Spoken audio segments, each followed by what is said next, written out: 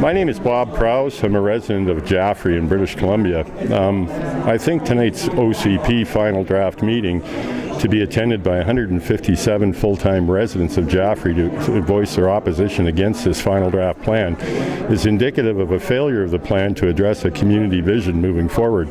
The plan was basically initiated by and then dominated by a seasonal, out-of-province lakefront property owner interest, not really part of the community other than on a seasonal basis. And of course, output in the way of a final plan is reflective of the input which they dominated. Fully 7 of the 11-member advisory committee were out-of-province seasonal residents, and all the input to the plan was dominated by lakefront seasonal input. So the residents to show up on a Wednesday night to forcefully voice their disdain for this plan, I think is indicative of a failure of the process in general. And I think RDK should have heard that message quite clearly this evening. What do you think about their archaic rules about not letting the regional representative for this area actually speak to the people who are in opposition? What do you think about that? Well, there's a lot of people voice their displeasure with that as well. The regional district, this is a democratic process, and we thought we had a democratically elected representative.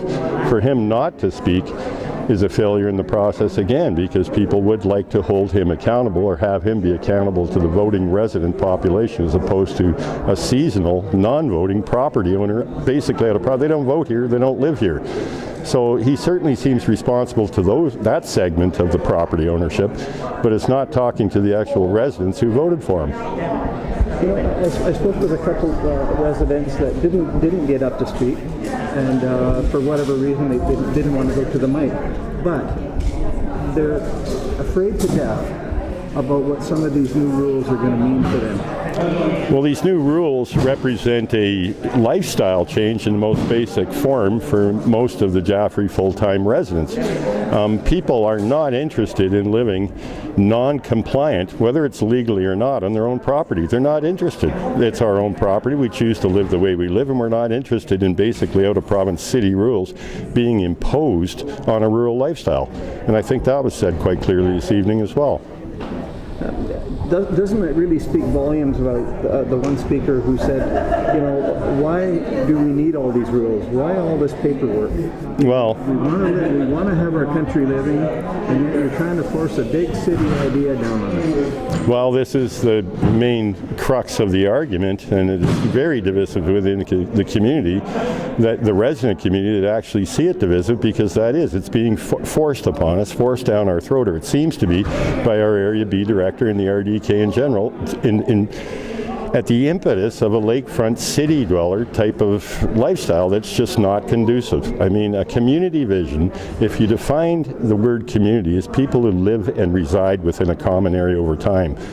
And that should be a community vision. And this OCP process has failed to garner sufficient resident vision input, and has failed miserably. And I hope they heard that. I think they heard that quite clearly this evening.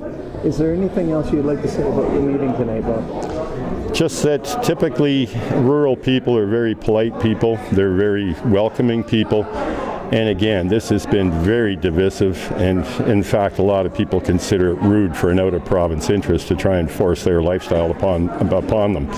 But they're soft-spoken, they're inclusive country people, but when they have to speak, they will. A lot of them aren't public speakers, neither am I, obviously, but we do the best we can to get our point across, and I think the RDK board should have heard that this evening. Thank you so much. Thank you.